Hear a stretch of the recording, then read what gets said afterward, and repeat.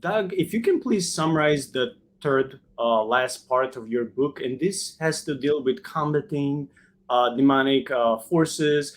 What are the best strategies and tools that God has given us so we can fight them? And I'll just quickly remind you, you're mentioning in the last section of your book the power of prayer, spiritual house cleansing, releasing the kingdom in families, releasing the kingdom in land and places, objects under the domain of darkness, releasing the kingdom in change agents, stuff like that.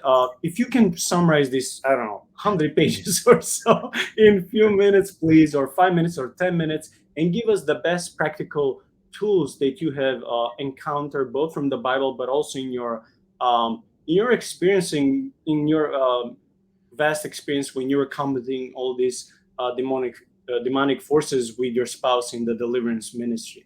Okay, so the kingdom is the activity of God ruling in your life, the activity of God ruling on earth. The kingdom is God's government in action. It's that the dynamic rule and reign of God. Okay, that's what the kingdom is. It's not a place. It's where God is ruling. All right, so releasing the kingdom. What does that mean? Does that mean we have, the prayer? Our prayer, Lord's prayer, is your will be done, your kingdom come, your will be done on earth as it is in heaven. God's ruling completely in heaven. He's not ruling completely on earth yet. He's ruling some. He wants to rule in your life and your thoughts. So the first thing is right here. Think like Jesus thinks.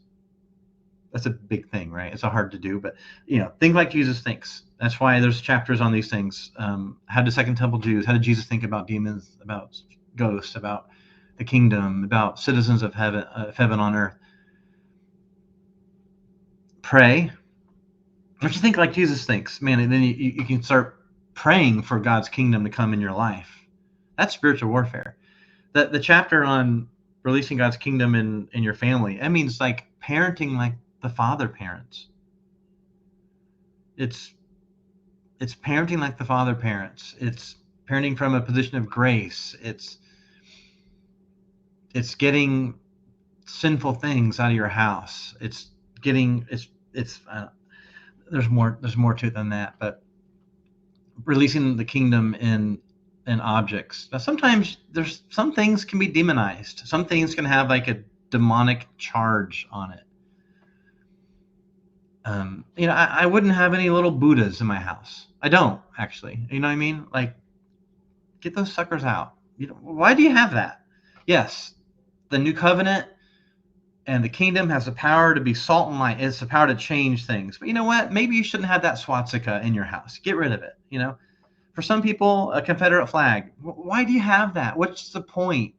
Get it out of the house. I mean, just get rid of it, man. Make your life a place that is welcoming to the Holy Spirit. So I don't know why I mentioned Confederate flag. I just think it's offensive to a lot of people. And why are we being purposely offensive?